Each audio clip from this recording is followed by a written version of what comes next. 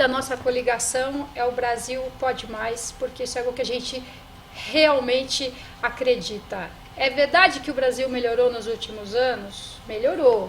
Nos últimos 20 anos. Melhorou desde que a gente conseguiu derrotar a inflação, que para aquela minha idade parecia uma coisa impossível. A gente já convivia com isso assim naturalmente. No fim do mês o dinheiro valia menos do que no começo do mês, né? Os preços aumentavam.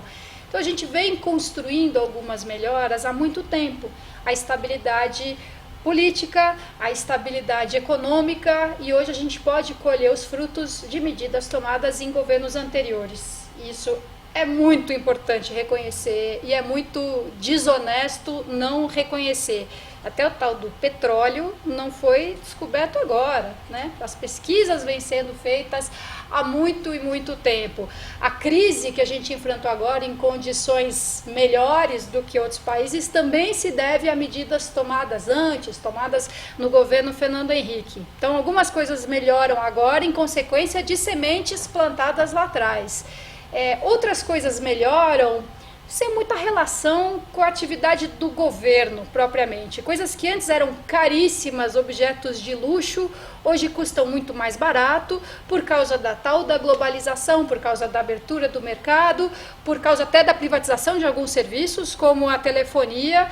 Então hoje é muito barato comprar celular, não porque o governo atual assim providenciou, mas porque o celular ficou mais barato no mundo inteiro. Então a gente tem alguns objetos de conforto hoje, porque o mundo todo mudou.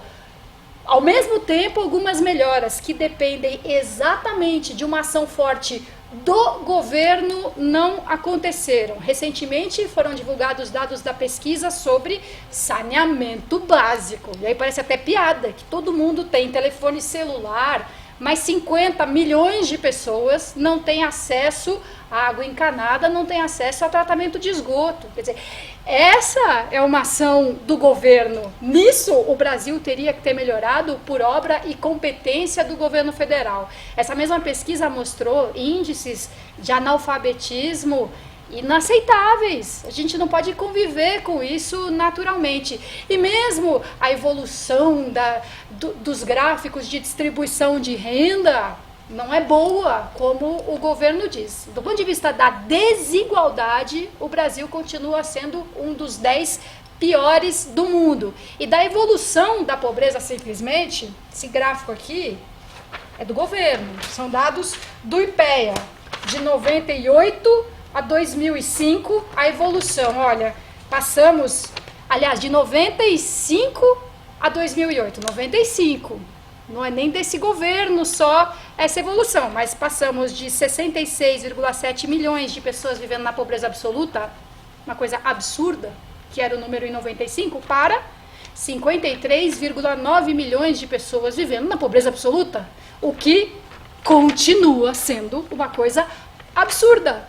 Mas ainda, se agora a gente tem a estabilidade econômica, se agora, apesar da crise, a gente tem uma economia, um cenário internacional muito mais estável do que tinha na década passada. Se a gente tem tantas riquezas, se a gente tem uma política de distribuição de renda, que, aliás, foi criada no governo Fernando Henrique. Parece que não adianta dizer isso 10 vezes, então digamos 20. O governo Fernando Henrique criou a Bolsa Alimentação, foi o próprio Serra como ministro da Saúde, era um complemento de renda para as famílias, em que a renda não garantia alimentação decente para gestantes, para crianças de até 6 meses de idade.